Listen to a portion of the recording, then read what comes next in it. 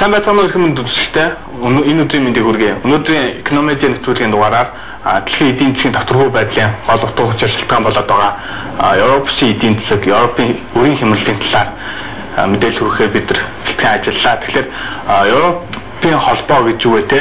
Европын өрийн хямралыг тайлбарлахаас өмнө гэхээр энэхүү Европын нэг мөнгөний тэмдэгтийн дор үйл ажиллагаа явуулдаг Европын холбоо гэдэг энэхүү том гүрний тухай тооч мэдээллийг хүргье.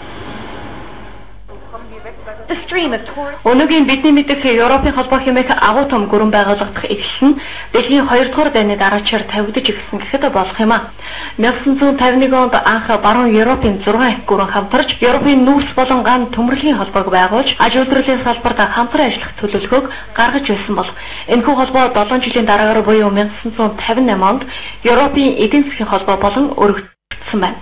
Үүнээс хойш энэхүү нэрийн дор үйл ажиллагаагаа явуулсаар 1993 онд одоогийн Европын холбоо хэмээх нэртэй болж холбооны гишүүн орнуудын эдийн засаг нийгмийн үйл ажиллагаанд өөрийн хувь нэмрийг оруулах болсон юм а. Дотроо Европын холбооны комисс, Европын холбооны консул, Европын холбооны дээд шүүх болон Европын төв банк хэмээн томоохон институттай бөгөөд Европын парламентыг байгуулж 5 жил тутамд сонгуулиар гишүүдийг тодруулдаг байна. Ард иргэдийн хувьд үүссэн давуу тал нь Шенгений 26 орн буюу Европын холбооны гишүүн 22, гишүүн бус 4 орны нутаг дэвсгэрт ямар нэгэн гадаад паспорт хяналтад шалгалтгүйгээр чөлөөтэй нэвтрэх боломжтой бөгөөд иргэдэд хэд төсөөлсөн байдлыг үүсгэхгүй тулд гишүүн орнууд хөдөө аж ахуй, гадаад худалдаа, бүс нутгийн хөгжил зэрэг асуудлууд дээр хууль зүйн ижил байр суурийг илэрхийлдэг байна. Үүнээс гадна эдгээр орнуудыг хамгийн их холбодог зүйл нь мөнгөний бодлого. Анх 1999 онд мөнгөний бодлогыг нэг байлгах тал дээр санал нэгдэж, энэ талын байгууллагыг ч байгуулад амьдсан юм а. Гадны эдийн засгчдын мэдэгдэж байгаагаар энэхүү мөнгөний бодлого нэг байх явдал нь өнөөгийн өрийн хямрал үүсэх нэгэн гол хүчин зүйл хэмээн үздэг байна. Эдийн засгийн үзүүлэлтийн хувьд Европын холбоо хэмээх энэхүү асар том гүрэн дэлхийн нийт хүн амын $3.3% буюу 500 орчим сая иргэдтэй бөгөөд өнгөрсөн жил 17.6 тэрбум долларын нэрэлсэн дотоодын нийт бүтээгдэхүүнийг үйлдвэрлэж энэхүү статистикаараа дэлхийг тэргүүлсэн юм а. Мөнгөний тэмдэгтийн хувьд евро хэмээх нэгдсэн нэг мөнгөний тэмдэгттэй бөгөөд өнөөгийн байдлаар 17 оронд еврогоор гүйцэтгэх хийдэг байна. Харин Их Британий Ван улсын хувьд еврог өөрийн мөнгөний тэмдэгт болгон салхихыг хүсээгүй бөгөөд өнөөгийн арилжаанд ашиглаж буй паунд нь еврогоос ханш илүү байдаг нь үүнийг ол шалтгаан юм а. Мэдээлэл хүлээн авсан баг. Тэгэхээр энэхүү Европын холбооны өрийн хямралын талаар бидэнтэй ярилцгаар судлаач Мөнх Эрдэнэ студид хүрэлцэж ирээд байна. Тэгэхээр Мөнх Эрдэнээс асуух эхний асуулт усын үр гэж юу юм бэ те? Яриагаа энгийн ойлголтоос эхлэе. Усын үр гэж юу юм бэ? Тэгэхээр яагаад улс орнууд одоо үр тавьж санхүүжилт үүсгэж юм бэ те? Юунд зориулаад энэ ийм асуултаас яриагаа эхлэе. За ерөнхийдөө үр гэдэг ойлголт бол санхүүгийн илүүдэлтэй газраас, үр зээл гэдэг бол санхүүгийн илүүдэлтэй газраас санхүүгийн дутагдaltaй газар руу мөнгө хөрөнгийг шилжүүлж түүнийг үр ашигтайгаар ашиглах, зарцуулах үйл ажиллагаа гэж ойлгож болно. Яг үүнтэй адилаар улс орнууд үр зээл авч одоо дотоодын эдийн засгаа дэмжих, урт хугацааны дэд бүтцэд хөрөнгө оруулах, мөн нийгмийн халамжийн бодлогыг хэрэгжүүлэх гэх олон шаардлагаар бол үр тавих, үр авах шаардлагатай байдаг. За тэгээд одоо олон улсын зах зээл дээр байн гаргаж болж байна. Улс орнууд санхүүжилт татахын тулд мөн улс орнуудтай харьцан тохиролцож гэрээ байгуулсны дагуу гадаад санхүүжилт зээлийг бол авч болтгоо. Одоо үүний жишээ гэх юм бол одоо Монгол улс дотоодын нүүрсний салбарыг дэмжих эрдэнэ саналгаа компаниг санхүүжүүлэх зорилгоор шатны компаниудаас хөрөнгө оруулалт татсан. Мөн олон улсын зах зээл дээр улс орнууд байнгын хөрөнгө оруулалт босгож болно. Одоо үүний өмнө улс орнууд олон улсын томоохон аяг хөдөлгөөнөөр нүүдэл стандартын фүрс аяг хөдөлгөөнөөр улс орныхоо зэрэглэлийг тогтоолгосон үндсэндээр тэгээд тодорхой лөгөөжийн төвшөнд бол байн гаргаж санхүүжилт татчих боломжтой байдаг байна. Тэгэхээр ерөнхийдөө бол одоо эрсдлийн түвшингээс хамаарат өөрийнхөө бондын эргэлтийг тогтоож өгнө гэсэн үг шүү дээ тийм. Тэгвэл одоо өнөөдрийн нэвтрүүлгийн гол зорилго тийм Европын үр нөгөө үрийн асуудлын талаар дэлгэрэнгүй танилцуулаач. За Европ тий одоогийн байдлаар бол дэлхийн эдийн засгийн хувьд хамгийн эмзэгцэг болоод байгаа.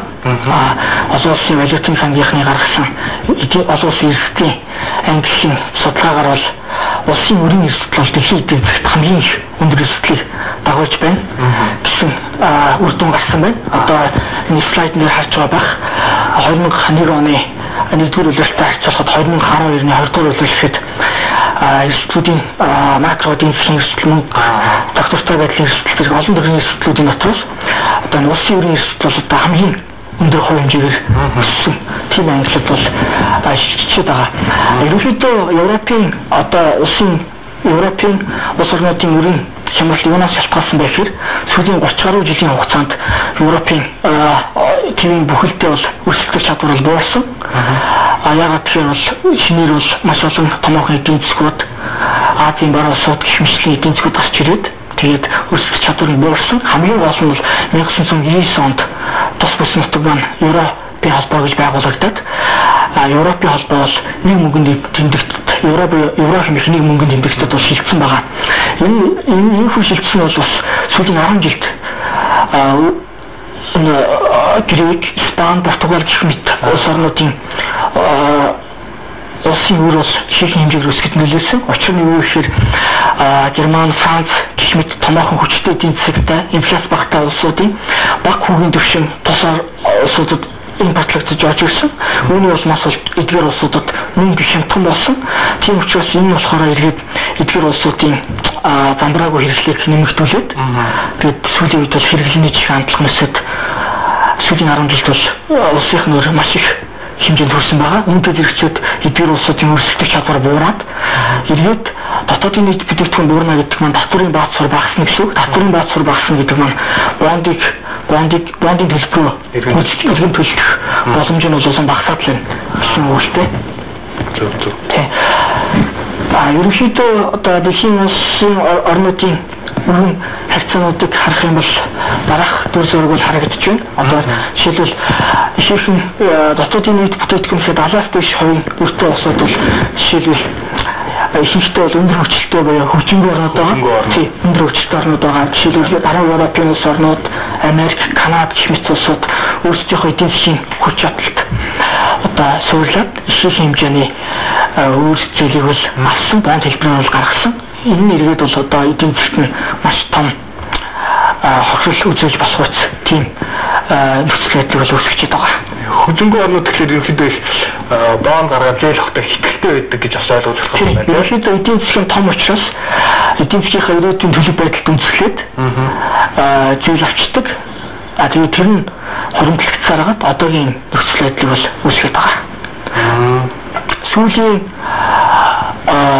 30 жилийн хугацаанд бол Грек, Испани, Португал хэмээх улсуудын гадаад төсвийн алдагдал бол дотоодын нийт бүтээгдэхүүнийн 3% дээш байсан.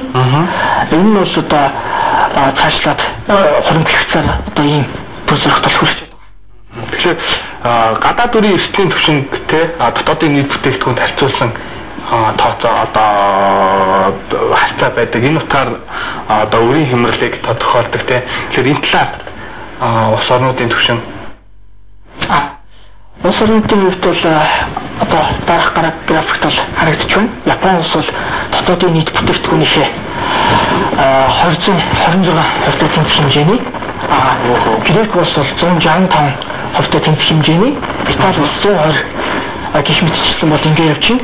Харин Америкийн нэгдсэн улс бол яг нийт эдийн засгийнхаа хэмжээтэй тэнцүү буюу дотоодын нийт бүтээгдэхүүнийхээ 100% тэнцүү хэмжээний өртөө бол явж байгаа. Гэхдээ яагаад ийм өндөр өрийн түвшинтэй мөртлөө Япон, Америкийн нэгдсэн улс бол олонний анхаарлын төвд байхгүй нэ гэдэг нь эдгээр улсуудын эдийн засаг бол том. Тэгээд дээрэс нь харьцангуй бол доктортой байгаатай холбоотой. Харин эсвэргээрээ Грек, Португал, Испани гэдэг улсуудын бодит дотоодын нийт бүтээгдэхүүн буюу эдийн засгийн өсөлт бол сөрөгт тийшээгээ бол чиглэж эхэлсэн. Одоо дараагийн графикт бол харагдаж байна. Тийм учраас та бүхэн бол эндээс бол харж байгаа. Жишээлбэл бол өнгөрсөн улиралтай харьцуулахад бол Грекийн эдийн засаг хасах 4.7% бол буурсан байгаа нь энэ графикаас бол харагдаж байна. Тэгэхээр одоо эндээс ингээ харахад те Испани, Британи, Грек зэрэг улсууд яг Грекийн өндөр улс Испаних хотуудын бүтээгдэхүүний 79% тэнцүү өрийн хэмжээ те. Тэгсэн хэдий ч энэхүү одоо эрсдэлтэй байдал нь өсөж байгаа шалтгаан нь эдийн засаг баг багагийн шинжил юм байна шүү дээ. Тийм. Эдийн засгийн дасгалтай буурна гэдэг бол ирээдүйд бол бондынхоо төлбөрийн хугацаанд нь багтуулах чадвар нь болон буураад байна гэсэн. Тийм учраас бол олонний анхаарлын төвд бол их ороод байгаа. Тэгвэл өнөөдөр те Герман, Франц зэрэг одоо томоохон эдийн засаг Европын холбооны одоо хөдөлгүүр болсон эдийн засгууд яагаад энэ үрийн хямралд ингэж их одоо анхаарал хандуулаад те намжаахыг зориод байгаа. Энэ артлын зорилго нь юу юм? Тийм, түрүү ярьжсэн. Европын эдийн засаг гэдэг бол нэг мөнгөнд тэмдэгтэй интеграцид орсон эдийн засаг. Тийм учраас эдгээр улсууд өөрийн хувьд хүнд байдалд ороод эцэстээ дампуурах болох юм бол Европыг бүхэлд нь хамарна. Иргэд бол Европын холбооны үндсэн байлууд Еврогийн хан шунна гэдэг маань болохоор бас өрсөлдөх чадвар эдийн засагт нь бол хүчтэй нөлөөлөх учраас эдгээр улсуудыг дагаад хямрахгүй тулд бас эдгээр улс орондоо тусалж эдийн засаг харьцангуй эрсдэл багтаагаар алдагдал багтаагаар авч гарах бол бодлоготой зорилготой байна. Тэгэхээр ихэд аюулгүй байдлаа бодсон үндсэн дээр одоо илүү одоо үрийн хямралыг намжаахыг зориод байгаа юм байна. Тэгэхээр одоо миний мэдж байгаа Грек улстай 2 удаагийн санхүүгийн тутамжийг авсан, Испани улс мөн 2 удаагийнхыг авсан байгаа тий. Тэгэхээр олон улсын валютын сан Европын холбоо, Европын төв банкны зүгээс эдгээр үрийн хямралтай Европын орнуудтай, холбооны орнуудтай нийт одоогийн байдлаар хэдийн хэмжээний хөрөнгөийг зориулаад байгаа юм бэ? Хямралаа бууруулахын тулд хэдийн хэмжээний хөрөнгө зориулж байгаа юм? За түрүү хэлсэн 2008 оноос хойш бол эдийн засаг онж хэлсэн улмаас бол Европын төв банк, олон улсын валютын сан том хүчтэй улсуудын засгийн газраас бол их хэмжээний хөрөнгө оруулалтыг бол хийж эхэлсэн. Тэгээд яг улсуудын засгийн газрын хувьд авч үзэх юм бол 2008 оны 9 сараас хойш 2012 оны 6 сарын хугацаанд бол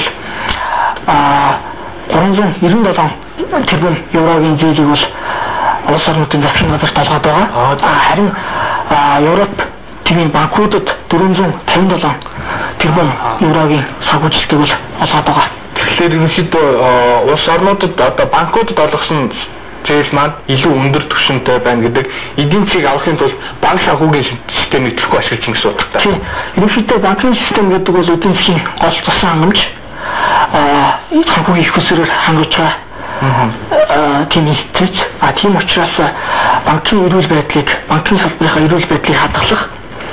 Тэгээд хадгалахад бол онцгой анхаарч байгаа. Учир нь юу гэхээр хэрвээ банкны өөрийн хөрөнгө барагдаад тэгээд капиталын зохистой харьцаа алдагдах юм бол депозито иргэд аж ахуй нэгжүүд татах хувьцааных нь хан шунах улмаар банк дампууралт түрээд банк дампууралт хүрнэ гэдэг бол цаашдаа эдийн засаг сэргэхэд бол маш хүнд цохилт болох учраас банкуд авахад бол их анхаарч байгаа. Банк санхүү гэдэг маань эдийн засгийн өөрөө зүрхэн болж тэгэхээр зүрхээ хамгаалж ийн гэсэн утгатай байна шүү дээ тийм. Тэгвэл энэгүй одоо үүсэж байгаа хямралтай Грек улсаас эхлэлтэй ингээд явсан Испанитал, Португал, Ирланд зэрэг улсууд хүрсэн хямрал цааш зогсохгүй юу яах вэ?